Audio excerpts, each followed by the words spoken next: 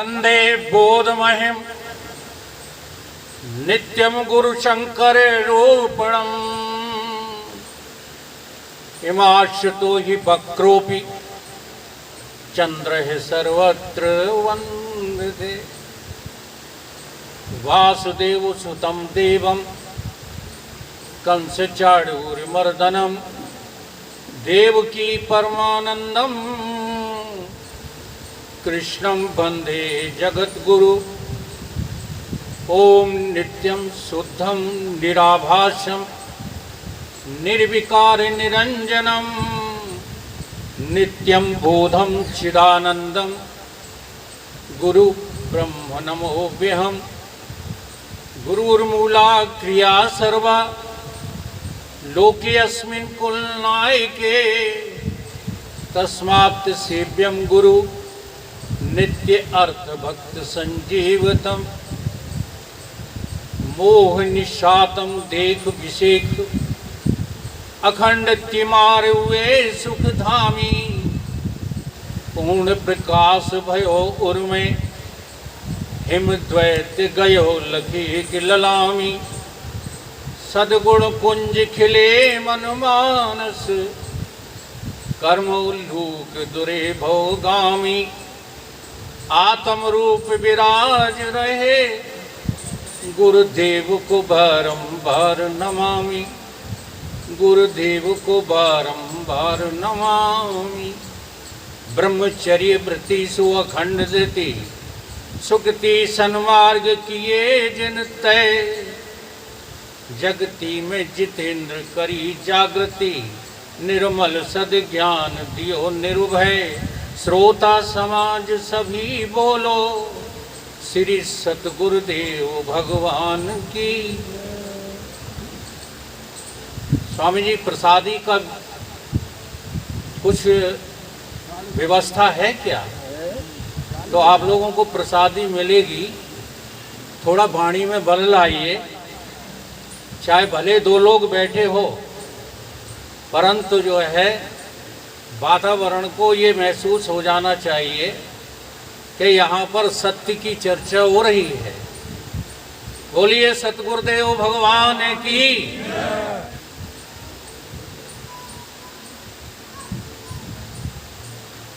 प्रातः स्मरणीय परम पूजनीय परिव्राजकाचार्य अखंड मंडलाकारम श्री सतगुरुदेव भगवान के चरण कमलों में नित्य का वंदन करते हुए आज की अध्यक्षता कर रहे मंचासीन स्वामी जी के चरण में वंदन, मंचासीन सभी यत्र तत्र मौजूद विद्यमान तपापूत संतों के चरणों में वंदन करते हुए प्रेमी सज्जनों, माताओं एवं बहनों, सभी के हृदय में वो परमात्मा सत चित आनंद अद्वय रूप से सदा विद्यमान है, उसी की दृष्टि से मेरा सभी को नमन, वंदन, अभिनंदन।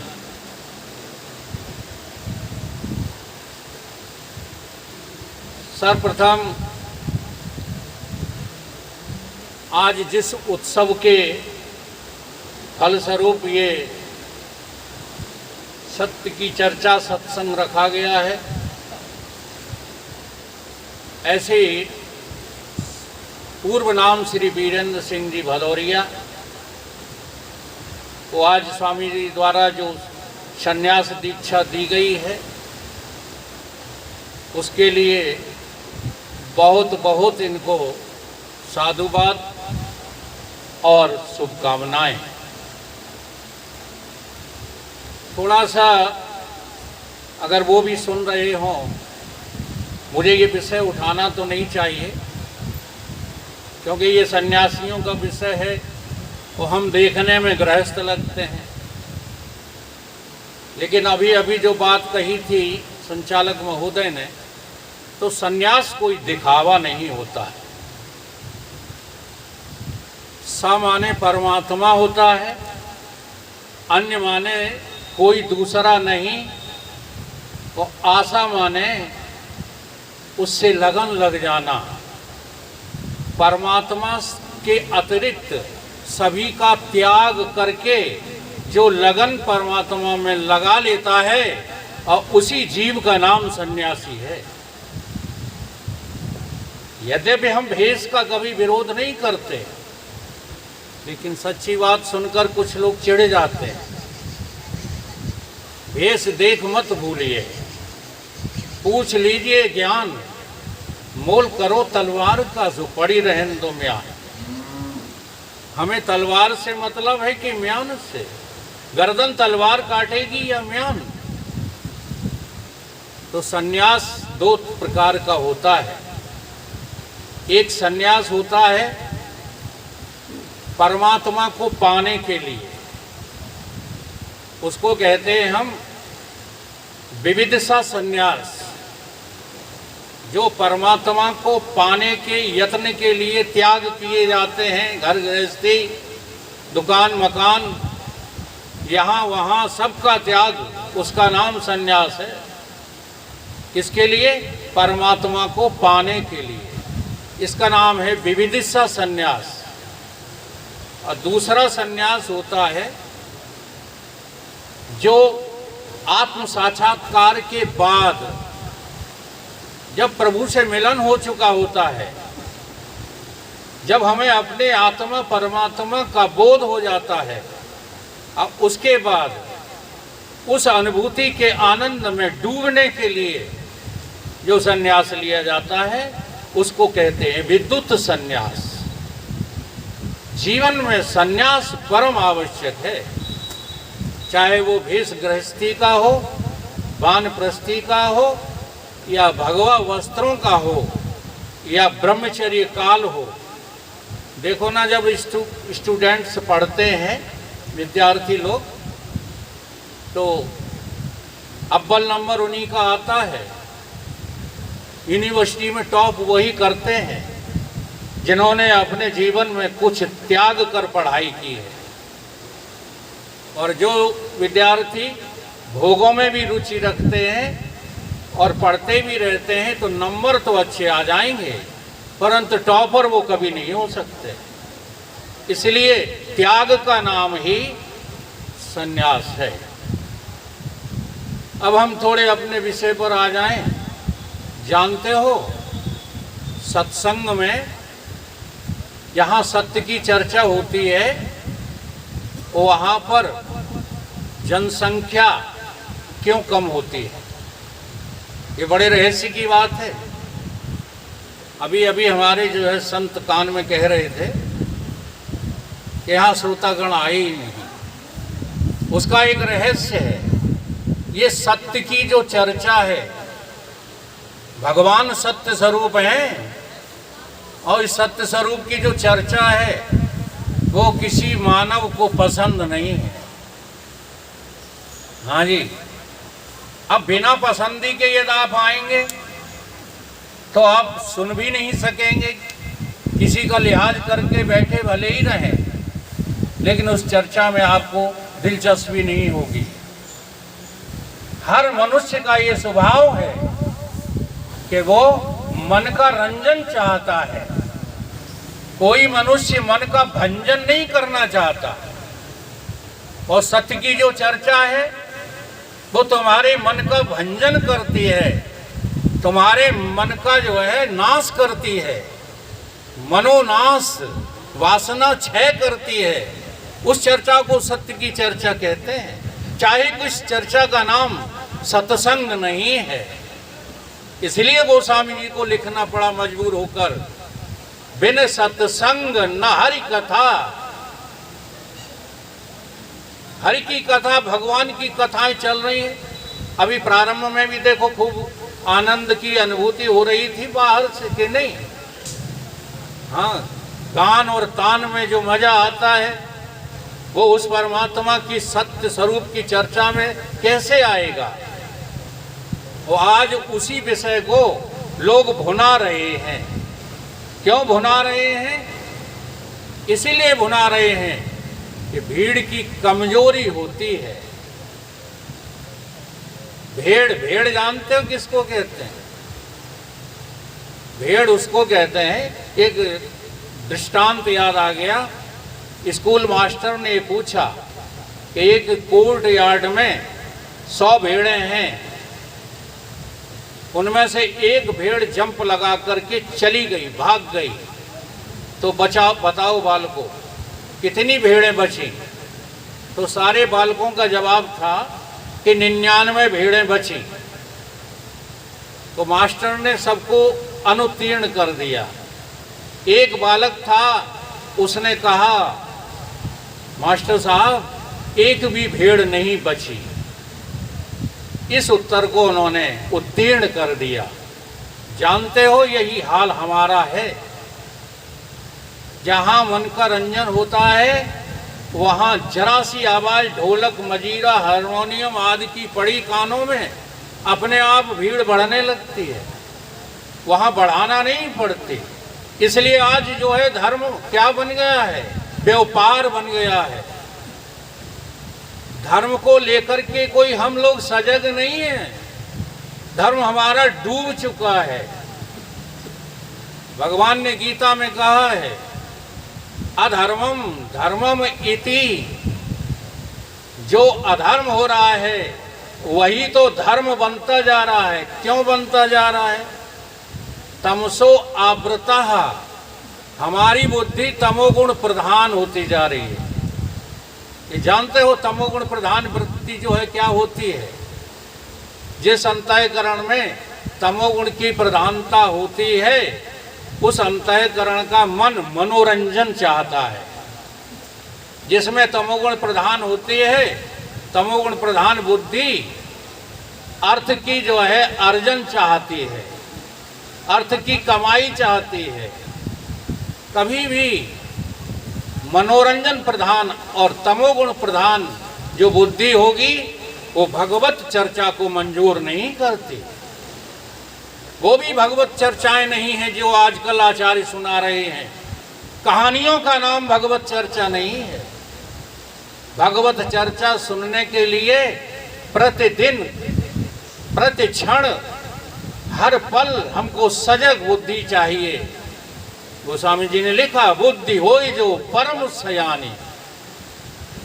जो सयानी बुद्धि होती है वो संसार के मनोरंजन की तरफ नहीं दौड़ती, वो तो मन का भंजन करती है, मन का परित्याग करती है। ये मन का स्वभाव है, ये हमेशा नीचे की तरफ ही जाता है। मन कभी ऊपर नहीं बढ़ता। मन की जल की एक गति नीचे को ही जाए और बड़े यत्न से ठहरेगा। बड़े यत्न से जो है तुम उसको ठहरा सकते हो। और उस यत्न का नाम ही है क्या? सत्य की चर्चा सुनना। आज अधर्म धर्म बनता जा रहा है। इसके अनेक अनेक उदाहरण हैं हमारे समाज में। अगर आप नज़र जो है ठीक करके देखें, सच्चाई को स्वीकार करें, तो आज हम अधर्म को ही धर्म कहने लगे हैं। है तो अधर्म, और कहा क्या जाता है धर्म। जैसे बड़ा जो है ईमानदारी से अपने हृदय में जवाब देना। पशुओं की जो हिंसा है, पक्षियों का, पशुओं का जो कत्लेआम है, वो अधर्म है या धर्म है? अब है तो अधर्म, लेकिन नगरों में देखो, बड़े बड़े महानगरों में क्या है? मांस उत्पादन केंद्र व्यवसाय। मांस उत्पादन केंद्र व्यवसाय, आज वो व्यवसाय बन गया है। जब व्यवसाय बन गया है तो आपके धर्म में आ गया कि नहीं? कोई भी व्यवसाय अगर अधर्म पूर्वक होता है तो आज के युग में कोई अर्थ की आमदनी नहीं कर सकता। प्रमाण के लिए ये शरीर स्वयं बैठा है। इसने वकालत की डिग्री पास की थी। जब हम कोर्ट में, अदालत में पहुंचे, ईमानदारी से काम करना चाहा, तो हमारे जो मुवक्किल थे, जो हमारे क्लाइंट थे, वही हमको जो है फप्ता कसी करने लगे कि वकील कुछ नहीं जानता। जानते हो क्यों? क्योंकि ईमानदारी से मुलजिम को छुड़ाना भी बहुत मुश्किल है। सरेआम इजलासों पर बदमाश बचाए जाते हैं, झूठ छिपाने में धरती आकाश मिलाए जाते हैं, चोरी और राहजनी के नित इतिहास रचाए जाते हैं, भले भलों की इज्जत लूटें और कदर करें बेईमान की, इन वकीलों ने कर डाली बर्बादी हिंदुस्तान की। अगर उन्हीं की कंधे से कंधा मिला लेते तो वकालत चल जाती। हमें चलो चलाना भी नहीं थी, हमें तो इन संतों की सेवा में आना था। तो जैसा जिसका प्रारब्ध होता है ईश्वर उसी ओर प्रेरित कर देता है। तो आज अधर्म धर्म बनता जा रहा है, चाहे जहां देख लो। उच्च श्रृंखल जो है माताएं, स्त्रियां उच्च श्रृंखल हो गई हैं, और उच्च श्रृंखलता का नाम क्या रख दिया है? नारी जागरण। क्या इसी को नारी जागरण कहते हैं कि नारी धर्मों को भुला दो? नारी धर्मों को भुलाना नारी जागरण है क्या? मर्यादाओं का उल्लंघन करके और दर दर दरवाजों पर नौकरी करना, तमाम अनेक अधिकारियों की अधीनस्थता स्वीकार करना, ये नारी जागरण है, ये स्वाधीनता है। जबकि हमारी नारियों को हमारे घर में क्या कहा जाता था? घर की मालकिन, घर की स्वामिन हुआ करती थी। जो घर की स्वामिन हुआ करती थी वही नारी आज ना जाने कितने लोगों के अधीनस्थ बैठ करके ऑफिसों में काम करती है। बताइएगा, धर्म है या अधर्म है? हम लोग धर्म धर्म चिल्लाते हैं। धर्म की परिभाषा को जीवन में उतारो। चाहे गृहस्थ बने रहो, चाहे वानप्रस्थ बने रहो, चाहे सन्यासी बने रहो, कल्याण इसी जीवन में हो जाएगा। ईमानदार तो बनो। बहुत बातें हैं जो आप थोड़े से लोगों को 1 घंटे के भीतर, आधा घंटे के भीतर क्या क्या कहें। बहुत गुमराह हैं हम लोग, संप्रदाय बना करके गुमराह हैं। हमारे सदगुरु हमें सांप्रदायिक बात करने के लिए मजबूर नहीं करते, बल्कि कुछ बातें इसलिए जो है वेद शास्त्रों ने कही। जैसे अभी अभी साध्वी जी हमारी कह गई थे, न वेद की ज़रूरत है, न शास्त्र की ज़रूरत है, न पुराणों की ज़रूरत है। जब किसी की ज़रूरत नहीं तो हमें बता दो, ये जो सदगुरु महाराज इतना उच्च कोटि पर बैठे हैं, क्या बिना वेद शास्त्रों के बैठे हैं? बात कुछ और कही गई है उस भाषा में, लेकिन हम समझना नहीं चाहते। बात यह है कि वेदों की, शास्त्रों की और पुराणों की परम आवश्यकता है हमको। आज हमारे घर में केवल किताबें रखी रह गई हैं, उन्हें समझने वाले और समझाने वाले नदारत हो गए। अब उस विद्या को हमने रटंत विद्या बना ली है, तो वो रटने से तो काम चलेगा नहीं। जैसे किसी एक बात को ले लीजिए, प्रातःकाल उठ के रघुनाथा, मात पिता गुरु नावहे माथा, ये चौपाई हमारी रामचरितमानस यानी ग्रंथ में लिखी है।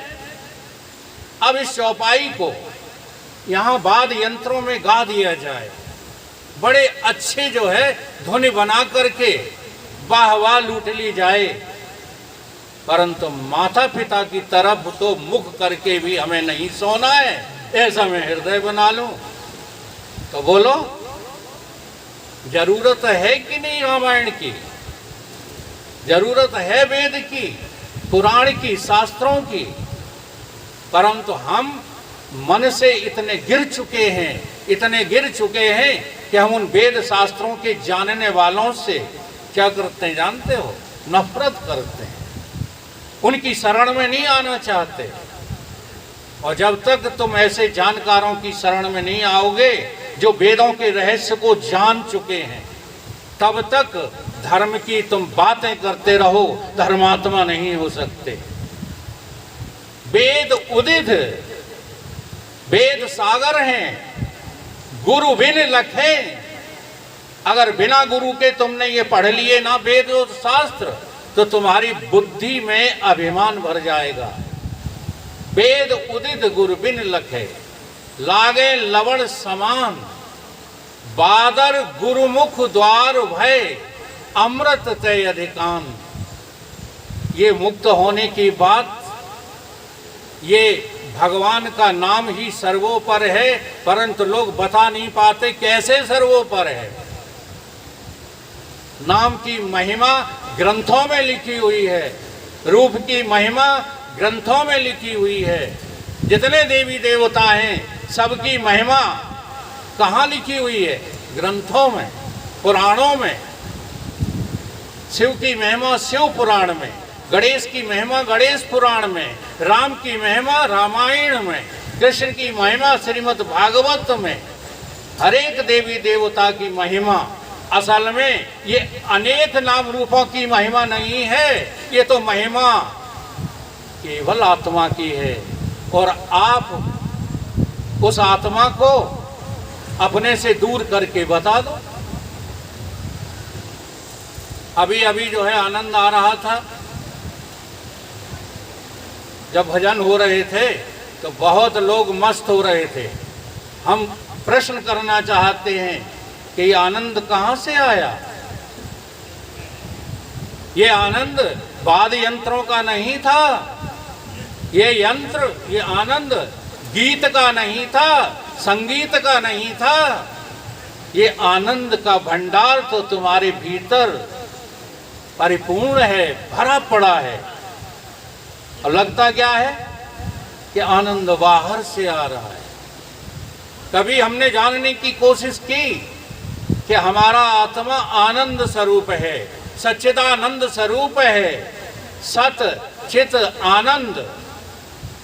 सत उसको कहते हैं जिसका विनाश नहीं होता, चित उसको कहते हैं उस अविनाशी तत्व का हमें बोध है, उसे चित कहते हैं।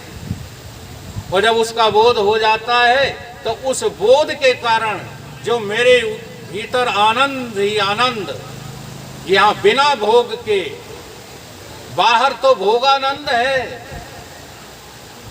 बाहर विषयानंद है, भीतर योगानंद है।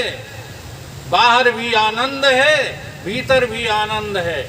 पर इन सबको जानन हारा प्यारे, तू तो परमानंद है, आत्मानंद है। तू अपने को जान, तेरे से ज्यादा आनंद स्वरूप और कहीं संसार में ब्रह्मांड में है ही नहीं। परंतु अपने को जानने की कहाँ पाठशालाएं लगी है, बता दो।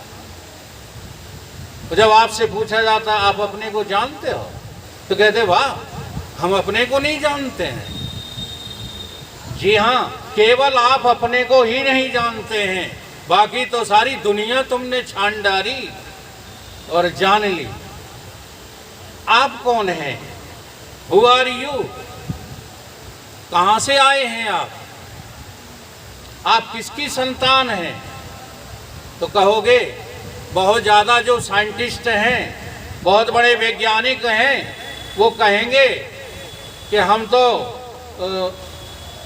अमीबा की संतान हैं। थ्योरी ऑफ इवोल्यूशन, विकासवाद का सिद्धांत कहता है कि पहले पहल केवल माइक्रोस्कोपिक कीटाणुओं का जन्म हुआ था, फिर विकास होते होते आदमी बने। क्या यही जानते हो तुम? तुमको अपने जो है पूर्वजों का पता है?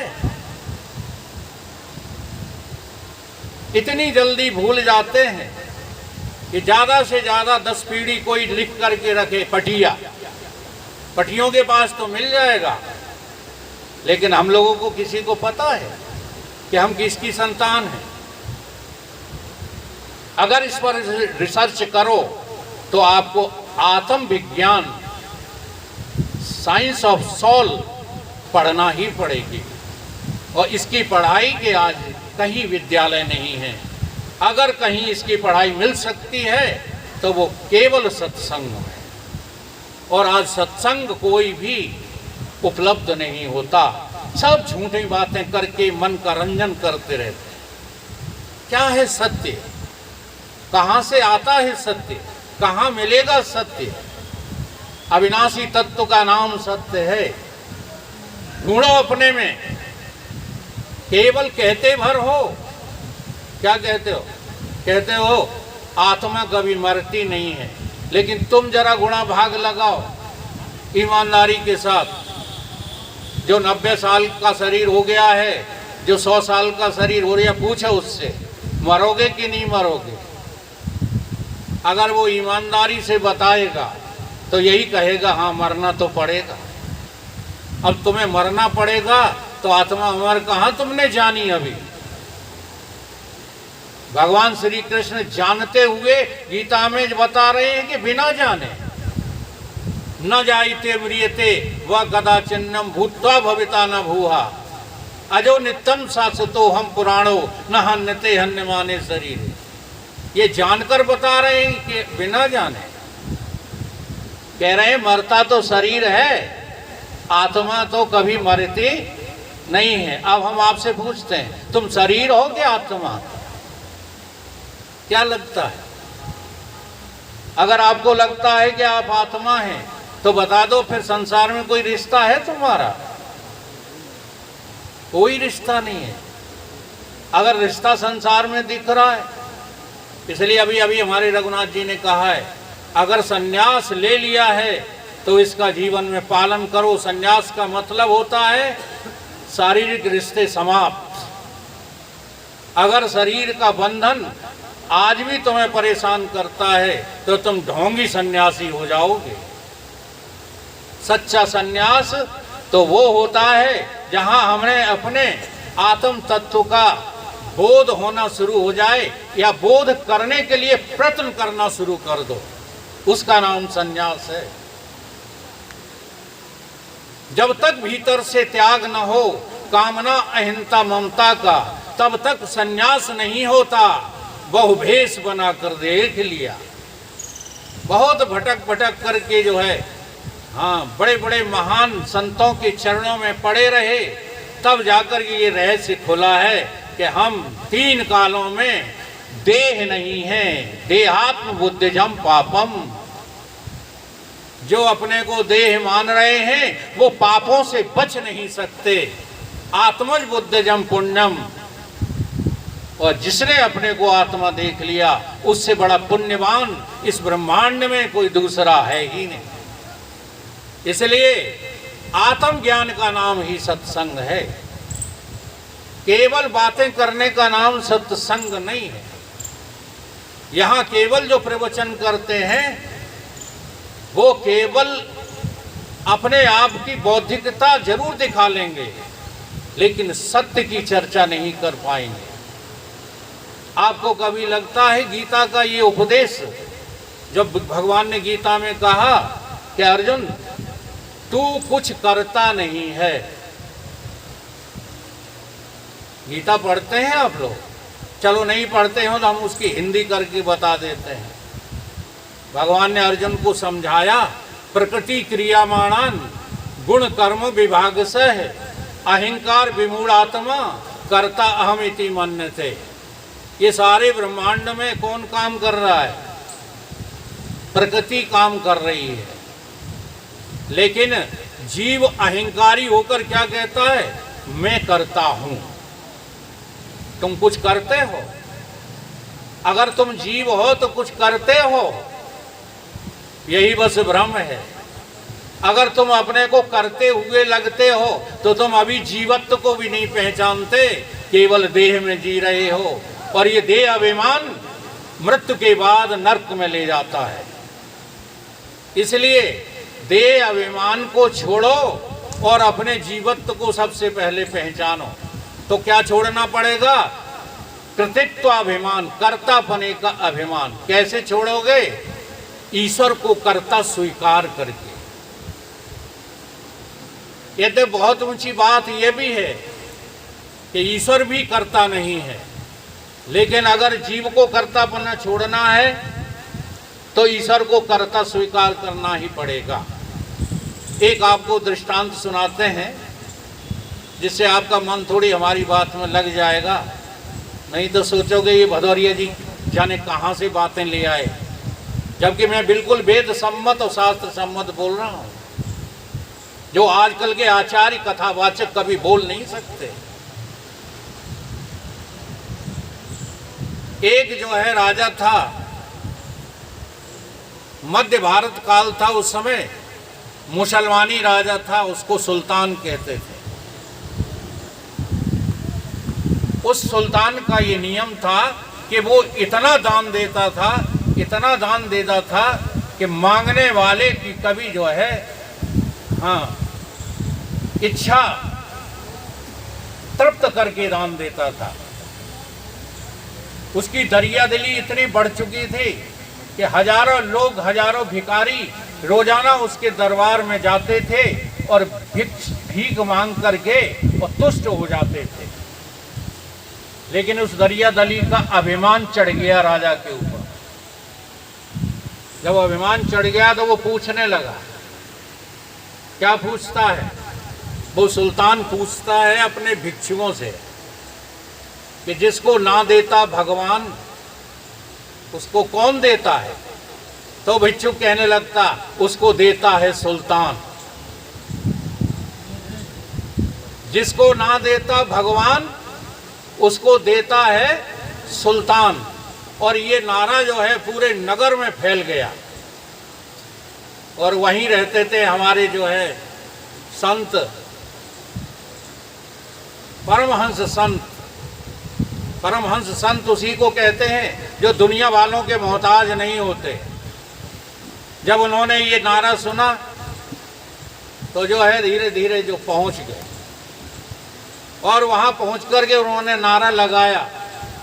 संत नारा लगाने लगे, कहने लगे कि जिसको ना देता भगवान उसको क्या देगा सुल्तान। जिसको ना देता भगवान उसको क्या देगा सुल्तान। इस बात को सुनकर सुल्तान चिढ़ गया।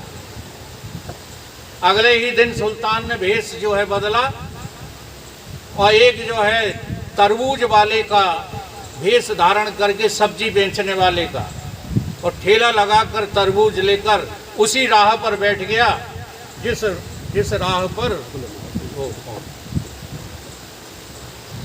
पर वो फकीर निकलते थे। वहीं पर तरबूज रख करके बैठ गया। कौन? सुल्तान।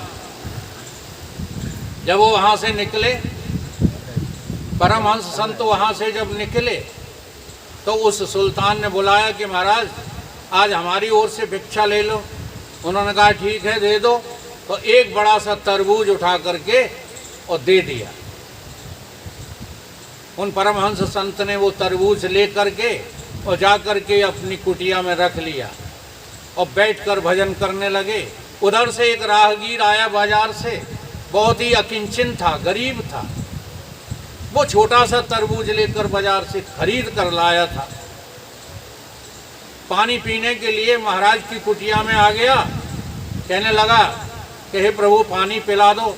तो संत ने उसको पानी पिलाया। उसकी नज़र बड़े तरबूज पे पड़ गई। किसकी?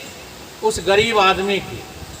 जब बड़ा तरबूज दिखा तो मन में सोचने लगा कि अरे वारे प्रभु, ये परमहंस संत हैं, अकेले रहते हैं, देखो इनको कितना बड़ा तरबूज मिला। और हमारा बहुत बड़ा परिवार है, हमारे पास आमदनी नहीं है, तो हमारे पास छोटा सा तरबूज है। तो ये संत लोग इतने निपुण होते हैं कि तुम्हारे आव भाव देख करके ही अंदाज लगा लेते हैं कि तुम हृदय में क्या सोच रहे हो। तुरंत परमहंस संत समझ गए कि अकिंचन व्यक्ति बहुत परेशान है। तुरंत कहने लगे कि बेटा ऐसा करो, हम अकेले हैं, ये तरबूज मेरे किसी काम का नहीं है, ये छोटा वाला यहाँ रख दो और बड़ा वाला तुम ले जाओ। गरीब आदमी है, इतनी जल्दी मानता नहीं है। कहने लगा नहीं प्रभु, साधु संतों का हम लेते नहीं हैं। तो संत ने कहा कि साधु संतों से तुम जो है जबरदस्ती थोड़े ही ले रहे हो। साधु संत जब तुम्हारे ऊपर कोई आशीर्वाद दें तो नहीं लोगे, तो आशीर्वाद स्वरूप ये जो है तरबूज ले जाओ। तो वो गरीब आदमी ले गया। अब रहस्य देखो इस तरबूज का, ये तरबूज था सुल्तान का। जब उस गरीब आदमी ने घर जाके जो है खोला तरबूज, तो तरबूज तो पहले ही खुला था। जैसे ही अलग अलग दो फांक हुए तो करोड़ों की संपत्ति उस तरबूज के भीतर रखी थी, हीरे मोती असरफियां, क्योंकि वो सुल्तान ने उसमें भरी थी।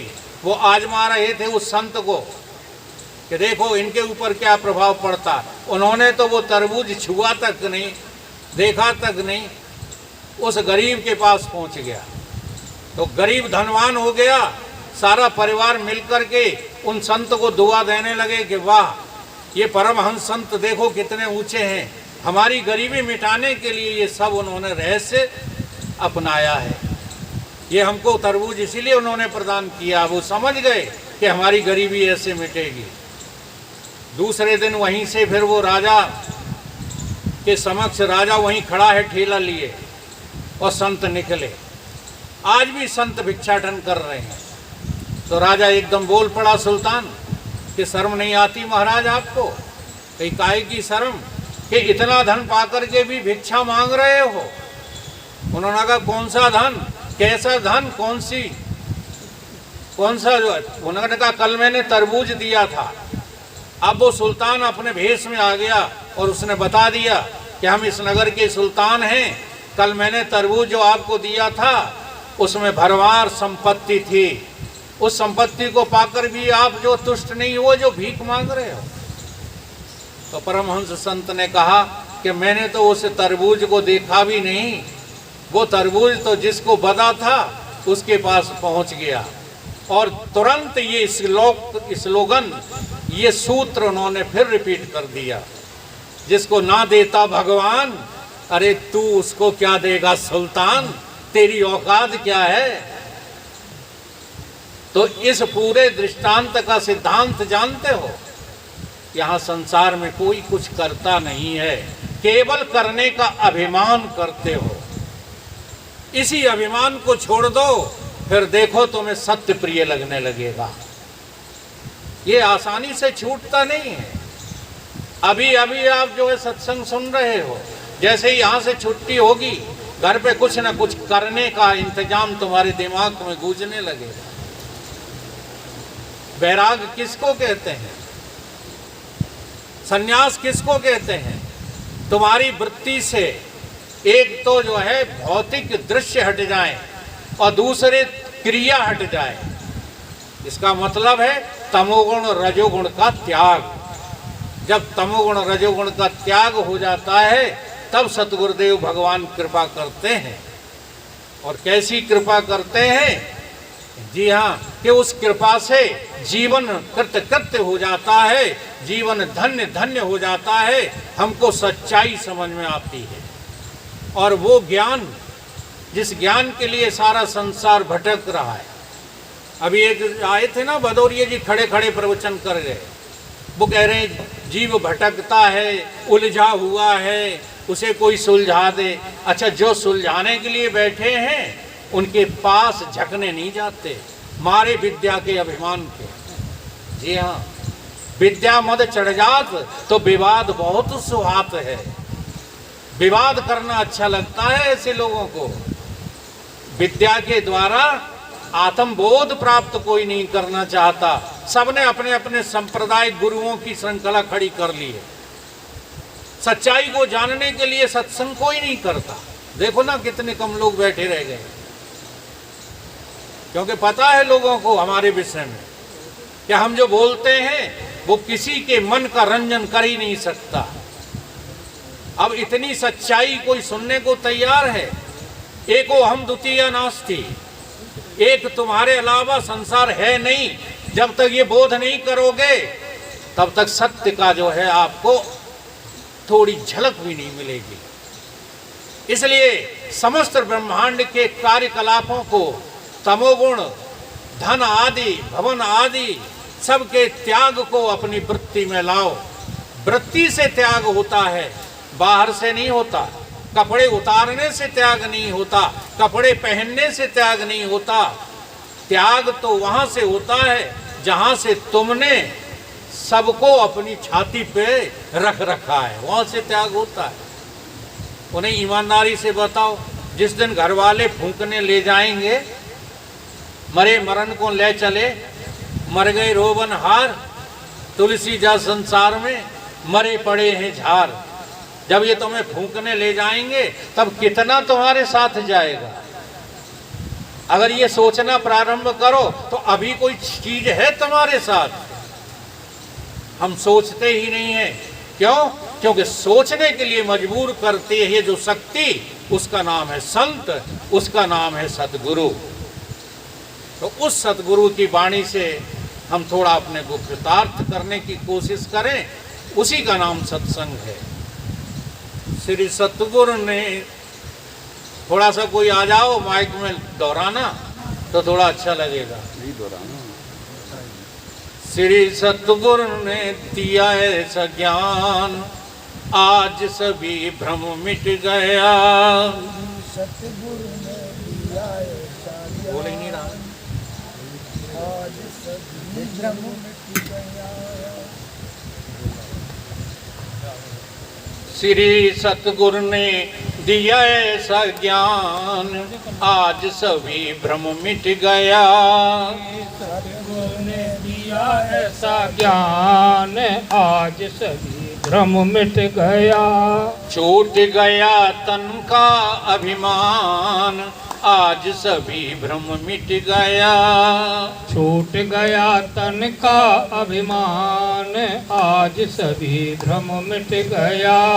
सतगुरु सबसे पहले आपको क्या बताएंगे कि आप जिस इस 3.5 हाथ के शरीर को मैं कहते हो, ये तुम नहीं हो। इस तन के अभिमान को छोड़ने से ही आपकी कम से कम जिंदगी की 75% समस्याएं समाप्त हो जाएंगी। हम आप लोगों से ही पूछकर बताते हैं। अगर आप ये 3.5 हाथ का शरीर नहीं हो, ऐसा बुद्धि में निश्चय कर लो, ना हम ठाकुर हैं, ना हम ब्राह्मण हैं, ना हम हरिजन हैं, ना हम कोई हैं, ना हम काले हैं, ना हम गोरे हैं, ऐसा निर्णय कर लो, हम बिना शरीर के हैं। तो बताओ, कोई तुम्हारा अपमान कर पाएगा? बोलो। नहीं। कोई तुम्हारा माला पहना के सम्मान कर पाएगा? नहीं। मान और अपमान, अनुकूलता और प्रतिकूलता, अच्छा और बुरा, केवल तुम्हें इसीलिए लगता है कि तुम ये 3.5 हाथ का डबुआ बने घूम रहे हो। हाँ जी, इस 3.5 हाथ का त्याग बुद्धि से होगा। अपनी बुद्धि से तुम ये छोड़ दो क्या कि हम शरीर नहीं हैं, मेरा शरीर नहीं, मैं भी शरीर नहीं, गगन तेज नीर नहीं, पृथ्वी समीर नहीं, नाम जात तुझ में नहीं, काहे दुख पावे, हंस हंस के तत्व ज्ञान प्रेम से सिखावे। ये तत्व ज्ञान सीखना चाहते हो, इसके लिए सन्यास लो। इस शरीर के त्याग के लिए, जीते जी मरने के लिए तो सन्यास लो, या इस शरीर का अभिमान करके दूसरों को जो है नीचा दिखाने के लिए सन्यास? मेरी तो समझ में नहीं आता है। आप जहां हो वहां सन्यासी होकर रहो, फिर देख लो आनंद जीने का। श्री सतगुरु ने दिया ऐसा ज्ञान, आज सभी भ्रम मिट गया। श्री सतगुरु ने दिया ऐसा ज्ञान, आज सभी भ्रम मिट गया। छूट गया तन का अभिमान, आज सभी भ्रम मिट गया। छूट गया तन का अभिमान, आज सभी भ्रम मिट गया। मोह की निशा में अलमस्त सो रहे थे, मोह की निशा में अलमस्त सो रहे थे, सुखी दुखी देख कभी रो रहे थे, देख देख सुखी दुखी हो रहे थे, कभी सुखी कभी दुखी देख रो रहे थे। कभी सुखी कभी दुखी देख रो रहे थे। हृदय व्योम उदय कियो भान, आज सभी भ्रम मिट गया। हृदय व्योम उदय कियो ध्यान, आज सभी भ्रम मिट गया। हृदय व्योम, हृदय रूपी गुफा में हृदय व्योम उदय कियो भान, आज सभी भ्रम मिट गया। हृदय व्योम उदय कियो भान, आज सभी भ्रम मिट गया। श्री सतगुरु ने दिया ऐसा ज्ञान, आज सभी भ्रम मिट गया। श्री सतगुरु ने दिया ऐसा ज्ञान, आज सभी भ्रम मिट गया। छूट गया तन का अभिमान, आज सभी भ्रम मिट गया। छूट गया तन का अभिमान, आज सभी भ्रम मिट गया। सीपी में चांदी तथा रस्सी में सर्प है। सीपी में चांदी तथा रस्सी में सर्प है। ढूंढ में भूत झूठ पानी में बर्फ है। ढूंढ में भूत झूठ पानी में बर्फ है। ऐसी कराई पहचान, आज सभी भ्रम मिट गया। ऐसी कराई पहचान, आज सभी भ्रम मिट गया। सभी लोग उम्र दराज बैठे हुए हो, सीपी में चांदी होती है। सीपी जो नदी के किनारे पड़ी होती हैं, उनमें चांदी होती है क्या?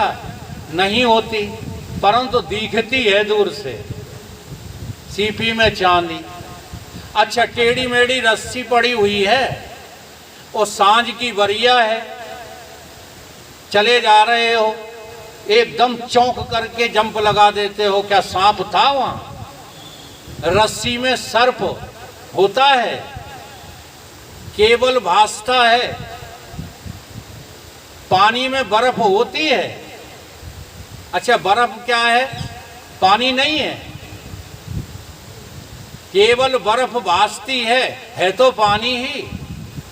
रस्सी में सांप भासता है तो रस्सी ही। सीपी में चांदी भासती है तो सीपी ही।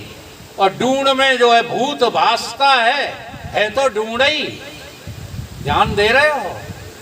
ऐसे ही तुम्हारी आत्मा में ये संसार और तुम्हारा शरीर भास रहा है, हो तो तुम आत्मा ही। ऐसी कराई पहचान, आज सभी भ्रम मिट गया। ऐसी कराई पहचान, आज सभी भ्रम मिट गया। श्री सतगुरु ने दिया ऐसा ज्ञान, आज सभी भ्रम मिट गया। श्री सतगुरु ने दिया ऐसा ज्ञान, आज सभी भ्रम मिट गया। छूट गया तन का अभिमान, आज सभी भ्रम मिट गया। छूट गया तन का अभिमान, आज सभी भ्रम मिट गया। सुख में सुरेंद्र स्वरूप तो अपार है। सुख में सुरेंद्र स्वरूप तो अपार है। मुझ में जितेंद्र सभी कल्पित संसार है। मुझ में जितेंद्र सभी कल्पित संसार है। मुझ में जितेंद्र सभी कल्पित संसार है। मुझ में जितेंद्र सभी कल्पित संसार है। यों ही निशा जग का प्रमाण, आज सभी भ्रम मिट गया। यों ही निशा जग का प्रमाण, आज सभी भ्रम मिट गया। एक बात आप लोगों से पूछते हैं, हम जो यहाँ बैठ कर के चर्चा करते हैं, ये प्रवचन नहीं है, ये हमारी निज अनुभूति है इन संतों की और गुरुओं की कृपा से। प्रवचन उसको कहते हैं जिसमें अपनी बुद्धिमत्ता दिखाई जाती है, जिसमें श्लोक बोले जाते हैं, चौपाइयाँ बोली जाती हैं, दोहे बोले जाते हैं। ऐसा नहीं है कि मुझे याद नहीं है, याद तो बहुत कुछ है, लेकिन जब तक याद किया रट्टू तोते बने रहे तब तक कुछ पल्ले नहीं पड़ा। जब उन चौपाइयों को, उन सूत्रों को मैंने जो है छानना शुरू किया, जैसे अभी हमारी माता जी ये समझा गई नहीं, छानना, फिल्टरेशन, तब किया, तब रहस्य खुला कि सारी रामायण, सारे ग्रंथ मेरे भीतर ही भरे पड़े हैं। ये तब पता चला। तो हम आप लोगों से पूछते हैं कि देखो अभी जो है हम लोग जाग रहे हैं, इसे जागृत अवस्था कहते हैं जीव की। अभी जग रहे हो ना, तो इस जागृत अवस्था को आप पूरा का पूरा जान रहे हो कि नहीं जान रहे हो? जगते हुए आपकी आंखें काम कर रही हैं, कान काम कर रहे हैं या नहीं कर रहे, दोनों बातों को जानते हो। जैसे हमारी आंखें कम काम कर रही हैं, औरों की आंखें ज्यादा कर रही होंगी, स्पष्ट दिखाई दे रहा होगा, और मुझे तिमिर आ गया है, मुझे मोतियाबिंद आ गया है, तो दूर के व्यक्ति पहचान में नहीं आते। ये हम जान रहे हैं कि नहीं जान रहे? तो जागृत अवस्था के आप ज्ञाता हो या जागृत अवस्था हो, जरा ध्यान दो। ऐसे ही श्रुतियों में श्लोक दिए गए हैं। श्रुति कहती है अशरीरम शरीरेषु अनवस्थेषु अवस्थितम। तुम सारी अवस्थाओं के अवस्थी हो, जानने वाले हो। तो जागृत अवस्था को आप जान रहे हो। अब रात में आप स्वप्न देखेंगे, जब आप स्वप्न देखेंगे तब ये वाली दुनिया यहीं छोड़ देंगे। छोड़ देते हो कि नहीं? स्वाप्निक संसार जो होता है वो संस्कारित होता है। यहाँ के संस्कार जरूर हैं। वो क्या है कि आप स्वप्ने में यदि आदमी है, मनुष्य है, नर हैं तो नर ही दिखेंगे। देख लेना स्वप्न अगला। और आप नारी हैं तो नारी ही दिखोगी। आप यदि जो है गोरे हो तो गोरे ही दिखोगे, काले हो तो काले ही दिखोगे, जवान हो तो जवान ही दिखोगे, बच्चे हो तो बच्चे ही दिखोगे। ये है स्वप्ना। अब स्वप्ना भी तुम ही जान रहे, कोई और जान रहा है? बोलो। सारे स्वप्न की जो है घटनाएं आप ही जान रहे, कोई और जान रहा है? आप ही जान रहे हो। थोड़ी देर बाद गहरी नींद में चला जाएगा जीव, तब न सपना रहेगा न ये व्यवहारिक जगत रहेगा, दोनों डूब जाएंगे। जब दोनों डूब जाएंगे तब देखो अंधकार ही अंधकार है, शून्य ही शून्य है, परंतु उन शून्य को आप ही जान रहे, कोई और जान रहा है? तो आप कौन हैं? आप जागृत हो कि स्वप्न हो कि नींद हो, सुसुप्ति हो, या तीनों के ज्ञाता हो? कौन हो आप? तो अगर आप निरीक्षण करेंगे तो आप तीनों के ज्ञाता हैं। आप न कहीं आते हो न जाते हो, अदला बदली इन अवस्थाओं की होती रहती है। ऐसे ही जागृत स्वप्न सुसुप्ति आदि प्रपंचम यद प्रकाशते, जो इनको जानता है, यद प्रकाशते तद ब्रह्म, अरे वही भगवान है, कोई और भगवान नहीं मिलेगा तुम्हें। उस आत्मा को अपने सतगुरु की शरण में रह करके जानने की कोशिश करो तो आत्म ब्रह्म एक के का नाम ही है क्या? ज्ञान। और यदि ज्ञान हो गया तो आप मुक्त हो गए। बस इतना ही मेरा आज निवेदन है। बोलिए सतगुरुदेव भगवान की जय। बजाओ ले महाराज।